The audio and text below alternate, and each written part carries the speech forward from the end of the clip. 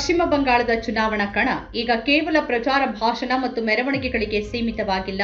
ಅದೀಗ ಕಾನೂನು ಸಂಘರ್ಷ, ಕೇಂದ್ರೀಯ ತನಿಖಾ ಸಂಸ್ಥೆಗಳ ದಾಳಿ ಮತ್ತು ಚುನಾವಣಾ ತಂತ್ರಗಾರಿಕೆಗಳ ಗೊಂದಲದ ಗೂಡಾಗಿ ಪರಿಣಮಿಸಿದೆ.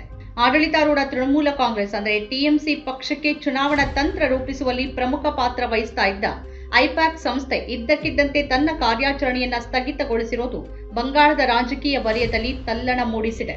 ಇದು ಕೇವಲ ಒಂದು ಕಂಪನಿಯ ಆಂತರಿಕ ನಿರ್ಧಾರನ ಅಥವಾ ಇದರ ಹಿಂದೆ ಚುನಾವಣಾ ಫಲಿತಾಂಶವನ್ನೇ ಬದಲಿಸಬಲ್ಲ ರಾಜಕೀಯ ಷಡ್ಯಂತ್ರ ಅಡಗಿದೆಯಾ? ಜಿದ್ದಾಜಿದ್ದಿನ ಚುನಾವಣೆಯ ಮಧ್ಯದಲ್ಲಿ ಮಮತಾ ಬ್ಯಾನರ್ಜಿ ಅವರ ವಿಶ್ವಾಸಾರ್ಹ ತಂಡ ಬೆನ್ನಿಗೆ ಇರಿದಿದೆಯಾ ಅಥವಾ ಕಾನೂನು ಕ್ರಮಗಳ ಅನಿವಾರ್ಯತೆಗೆ ಸಿಲುಕಿ ಈ ನಿರ್ಧಾರವನ್ನ ತೆಗೆದುಕೊಂಡಿದೆಯಾ ಅನ್ನೋ ಗಂಭೀರ ಪ್ರಶ್ನೆಗಳು ಈಗ ಮತದಾರರ ಮುಂದೆ ಎದ್ದು ನಿಂತಿವೆ. ಬಂಗಾಳದ ಅಸ್ಮಿತೆ ಮತ್ತು ದೆಹಲಿಯ ಅಧಿಕಾರ ಕೇಂದ್ರದ ನಡುವಿನ ಈ ಸಂಘರ್ಷದಲ್ಲಿ ಚುನಾವಣಾ ನಿರ್ವಹಣಾ ಸಂಸ್ಥೆಯೊಂದು ದಿಢೀರನೆ ತನ್ನ ಕೆಲಸವನ್ನ ನಿಲ್ಲಿಸಿರೋದು ಕೇವಲ ಆಡಳಿತ ಪಕ್ಷಕ್ಕೆ ಮಾತ್ರವಲ್ಲದೆ ಇಡೀ ಚುನಾವಣಾ ಪ್ರಕ್ರಿಯೆಯ ಬಗ್ಗೆ ಹಲವು ಪ್ರಶ್ನೆಗಳನ್ನು ಮೂಡಿಸಿದೆ.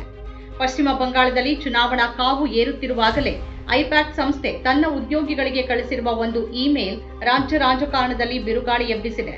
ಇಮೇಲ್ನಲ್ಲಿ ಸಂಸ್ಥೆ ಕೆಲವು ಕಾನೂನು ತೊಡಕುಗಳ ಕಾರಣದಿಂದಾಗಿ ತಕ್ಷಣದಿಂದ ಜಾರಿಗೆ ಬರುವಂತೆ ಪಶ್ಚಿಮ ಬಂಗಾಳದಲ್ಲಿನ ತನ್ನ ಎಲ್ಲ ಕಾರ್ಯಾಚರಣೆಗಳನ್ನು ಸ್ಥಗಿತಗೊಳಿಸುತ್ತಿರುವುದಾಗಿ ತಿಳಿಸಿದೆ. ಕಳೆದ 2021ರ ವಿಧಾನಸಭೆ ಚುನಾವಣೆ, 2024ರ ಲೋಕಸಭೆ ಚುನಾವಣೆ ಹಾಗೂ ಈಗ ನಡೆಯುತ್ತಿರುವ 2026ರ ನಿರ್ಣಾಯಕ ವಿಧಾನಸಭೆ ಚುನಾವಣೆಯ ಸಂಪೂರ್ಣ ಪ್ರಚಾರ ಮತ್ತು ನಿರ್ವಹಣೆಯ ಹೊಣೆ ಹೊತ್ತಿದ್ದ ಈ ಸಂಸ್ಥೆ ಈಗ ಉದ್ಯೋಗಿಗಳಿಗೆ 20 ದಿನಗಳ ಕಾಲ ರಜೆ ಮೇಲೆ ಹೋಗುವಂತೆ ಸೂಚಿಸಿದೆ. ಈ ಅನಿರೀಕ್ಷಿತ ಬೆಳವಣಿಗೆ ಟಿಎಂಸಿ ಪಾಲಿಗೆ ಆಘಾತಕಾರಿಯಾಗಿದ್ದು, ಚುನಾವಣಾ ಪ್ರಚಾರದ ಉತ್ತುಂಗದಲ್ಲಿ ಇಂತಹ ನಿರ್ಧಾರ ಪಕ್ಷದ ಕಾರ್ಯತಂತ್ರಕ್ಕೆ ಹಿನ್ನಡೆಯನ್ನು ಉಂಟು ಮಾಡಿದೆ.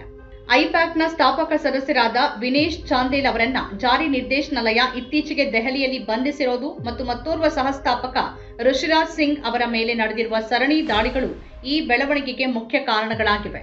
ಸುಮಾರು 4,772 ಕೋಟಿ ರೂಪಾಯಿಗಳ ಕಲ್ಲಿದ್ದಲು ಹಗರಣಕ್ಕೆ ಸಂಬಂಧಪಟ್ಟಂತೆ ಮನಿ ಲಾಂಡ್ರಿಂಗ್ ಆರೋಪದ ಮೇಲೆ ಈ ಕ್ರಮಗಳನ್ನು ಕೈಗೊಳ್ಳಲಾಗಿದ್ದು, ಐಪ್ಯಾಕ್ನ ಆರ್ಥಿಕ ವ್ಯವಹಾರಗಳು ಈಗ ತನಿಖಾ ಸಂಸ್ಥೆಗಳ ಕೆಂಗಣ್ಣಿಗೆ ಗುರಿಯಾಗಿವೆ. ಐಪ್ಯಾಕ್ ಕೇವಲ ಪ್ರಚಾರ ಮಾಡುವ ಸಂಸ್ಥೆಯಾಗಿರಲಿಲ್ಲ, ಅದು ಅಭ್ಯರ್ಥಿಗಳ ಆಯ್ಕೆ, ಮತದಾರರ ಸಮೀಕ್ಷೆ, ಸೋಷಿಯಲ್ ಮೀಡಿಯಾ ನಿರ್ವಹಣೆ ಮತ್ತು ಬೂತ್ ಮಟ್ಟದ ಸಂಘಟನೆಯಲ್ಲಿ ಟಿಎಂಸಿಗೆ ಬೆನ್ನೆಲುಬಾಗಿತ್ತು. ಈಗ ಸಂಸ್ಥೆ ಕೆಲಸವನ್ನ ಸ್ಥಗಿತಗೊಳಿಸಿರೋದು ಒಂದು ಕಡೆಯಾದ್ರೆ, ಮತ್ತೊಂದು ಕಡೆ ಟಿಎಂಸಿ ನಾಯಕತ್ವ ತನ್ನ ಕಾರ್ಯಕರ್ತರು ಮತ್ತು ಮತದಾರರ ವಿಶ್ವಾಸ ಉಳಿಸಿಕೊಳ್ಳೋಕೆ ಹೆಣಗಾಡ್ತಾ ಇದೆ. ಟಿಎಂಸಿ ಐಪ್ಯಾಕ್ನ ಉದ್ಯೋಗಿಗಳನ್ನ ತಾನೇ ನೇರವಾಗಿ ಪಡೆದುಕೊಳ್ಳೋದಾಗಿ ಮತ್ತು ಅವರ ವೇತನವನ್ನ ಪಕ್ಷವೇ ಭರಿಸೋದಾಗಿ ಭರವಸೆ ನೀಡಿದೆ. ಇದು ಕೆಲಸ ನಿಲ್ಲದಂತೆ ನೋಡಿಕೊಳ್ಳುವ ಪ್ರಯತ್ನ. ಕೇಂದ್ರ ತನಿಖಾ ಸಂಸ್ಥೆಗಳ ಮೂಲಕ ಆಡಳಿತ ಪಕ್ಷದ ಮೇಲೆ ಒತ್ತಡ ಹೇರುವ ತಂತ್ರ ಇಲ್ಲಿ ಕೆಲಸ ಮಾಡ್ತಿದೆ ಅನ್ನೋ ಆರೋಪಗಳು ಬಲವಾಗಿ ಕೇಳಿ ಬರ್ತಿವೆ. ಮಮತಾ ಬ್ಯಾನರ್ಜಿ ಅವರು ಈ ಹಿಂದೆ ಐಪ್ಯಾಕ್ ಕಚೇರಿಗಳ ಮೇಲೆ ದಾಳಿ ನಡೆದಾಗ ನೇರವಾಗಿ ಸ್ಥಳಕ್ಕೆ ಭೇಟಿ ನೀಡಿ ವಿರೋಧವನ್ನು ವ್ಯಕ್ತಪಡಿಸಿದ್ರು. ಇದು ಅವರು ಈ ಸಂಸ್ಥೆಯ ಮೇಲೆ ಹೊಂದಿರುವ ಅವಲಂಬನೆಯನ್ನ ತೋರಿಸುತ್ತೆ. ಪ್ರಧಾನಿ ನರೇಂದ್ರ ಮೋದಿ ಅವರು ಮಹಿಳಾ ಮೀಸಲಾತಿ ಮತ್ತು ಅಭಿವೃದ್ಧಿಯ ವಿಚಾರವಾಗಿ ವಿರೋಧ ಪಕ್ಷಗಳನ್ನ ಟೀಕಿಸ್ತಾ ಇದ್ರೆ, ಮಮತಾ ಅವರು ಕೇಂದ್ರ ಸರ್ಕಾರ ತನಿಖಾ ಸಂಸ್ಥೆಗಳನ್ನ ಬಳಸಿ ಚುನಾವಣೆಯನ್ನ ಹೈಜಾಕ್ ಮಾಡ್ತಿದೆ ಅಂತ ಪ್ರತ್ಯಾರೋಪ ಮಾಡ್ತಿದ್ದಾರೆ. ಬಂಗಾಳದ ಈ ರಾಜಕೀಯ ಹಗ್ಗಜಗ್ಗಾಟ ಕೇವಲ 2 ಪಕ್ಷಗಳ ನಡುವಿನ ಹೋರಾಟವಾಗಿ ಉಳಿದಿಲ್ಲ, ಬದಲಾಗಿ ಇದು ಸಾಂಸ್ಥಿಕ ಭ್ರಷ್ಟಾಚಾರದ ಆರೋಪ ಮತ್ತು ರಾಜಕೀಯ ಸೇಡಿನ ನಡುವಿನ ಸಂಕೀರ್ಣ ಕಥೆಯಾಗಿದೆ. ಐಪ್ಯಾಕ್ ಅಂತಹ ವೃತ್ತಿಪರ ಸಂಸ್ಥೆಗಳು ಚುನಾವಣಾ ಕಣದಿಂದ ಹಿಂದೆ ಸರಿಯೋದು ಅಥವಾ ಕಾನೂನು ಸಂಕಷ್ಟಕ್ಕೆ ಸಿಲುಕೋದು ಮತದಾರರ ಮೇಲೆ ಯಾವ ರೀತಿಯ ಪ್ರಭಾವ ಬೀರುತ್ತೆ ಅನ್ನೋದು ಕುತೂಹಲಕಾರಿ. ಹಣಕಾಸಿನ ಮೂಲಗಳ ತನಿಖೆ ಮತ್ತು ಮನಿ ಲಾಂಡ್ರಿಂಗ್ ಪ್ರಕರಣಗಳು ಸಾಬೀತಾದರೆ ಅದು ಪಕ್ಷದ ಇಮೇಜ್ಗೆ ಧಕ್ಕೆಯನ್ನು ಉಂಟು ಮಾಡುತ್ತೆ. ಆದರೆ ಇದನ್ನೇ ಒಂದು ರಾಜಕೀಯ ಅಸ್ತ್ರವನ್ನಾಗಿ ಬಳಸಿಕೊಂಡು ಬಂಗಾಳದ ಜನರ ಭಾವನೆಯನ್ನ ಗೆಲ್ಲೋಕೆ ಮಮತಾ ಬ್ಯಾನರ್ಜಿ ಪ್ರಯತ್ನಿಸುತ್ತಿದ್ದಾರೆ. ಅವರು ತಮ್ಮ ಭಾಷಣಗಳಲ್ಲಿ ಕೇಂದ್ರದ ದಿಲ್ಲಿಯ ದಬ್ಬಾಳಿಕೆಯ ವಿರುದ್ಧ ಸಿಡಿದೆದ್ದಿದ್ದಾರೆ ಮತ್ತು ತಮ್ಮ ಪಕ್ಷ ಮಹಿಳೆಯರಿಗೆ 37% ಪ್ರಾತಿನಿಧ್ಯ ನೀಡಿರೋದನ್ನ ಹೆಮ್ಮೆಯಿಂದ ಹೇಳ್ಕೊಳ್ತಿದ್ದಾರೆ. ಮಹಿಳಾ ಮೀಸಲಾತಿ ಬಿಲ್ ಜಾರಿಯ ವಿಳಂಬದ ಬಗ್ಗೆ ಪ್ರಧಾನಿ ಅವರನ್ನ ಪ್ರಶ್ನಿಸ್ತಾ ಆಡಳಿತ ಪಕ್ಷದ ವಿಶ್ವಾಸಾರ್ಹತೆಯನ್ನ ಕುಗ್ಗಿಸೋಕೆ ಮುಂದಾಗಿದ್ದಾರೆ. ರಾಜಕೀಯ ಮೇಲಾಟದಲ್ಲಿ ಅಭಿವೃದ್ಧಿಯ ಚರ್ಚೆಗಿಂತ ಹಗರಣಗಳ ಮತ್ತು ತನಿಖೆಗಳ ಚರ್ಚೆನೇ ಮುನ್ನೆಲೆಗೆ ಬಂದಿರುವುದು ವಿಪರ್ಯಾಸ.